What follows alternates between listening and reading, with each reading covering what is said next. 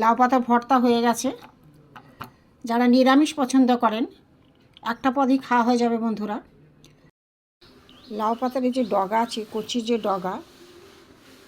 ডগা একটা একদমই কচি, দেখুন করার একটা রেসিপি করব বন্ধুরা। এখানে আমি একটা কাপড় পেতে নিয়েছি।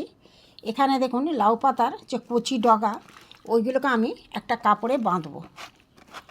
নিয়ে নিলাম, নিয়ে আমি কোনগুলো বেঁধে দেখাচ্ছি বন্ধুরা। ভাত উঠলে গেছে।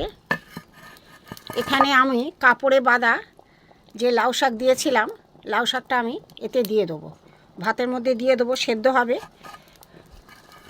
দিয়ে আমি চাপা দিয়ে দেবো। ভাতের মধ্যে দিয়ে দিয়েছি। লাউ শাকের ডগাগুলো সেদ্ধ হোক, কিছুক্ষণ পরে দেখাচ্ছি।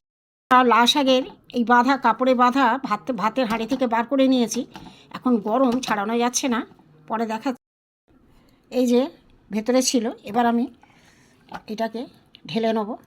খুব গরম, এখন গরম। আমি একটা এই বাটি দিয়ে একটু ভালো করে ঠেসে নেব।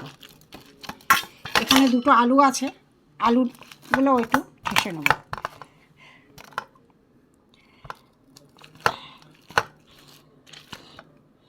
এখানে আমি হাতে সর্ষের তেল নিয়েছি, লাউ শাক আলু ভাতের উপর দিয়ে দিলাম। এখানে নুন নিয়েছি, এখানে লঙ্কা নিয়েছি। একদম নিরামিষ বন্ধুরা, এইভাবে একবার করে খেয়ে দেখবেন, দারুণ লাগে খেতে। একটু মেখে নিলাম। তবে একসাথে আমি লঙ্কা, নুন, কাঁচা তেল, সর্ষের তেল দিয়ে এইভাবে একবার করে খেয়ে দেখবেন। পাতার ভর্তা।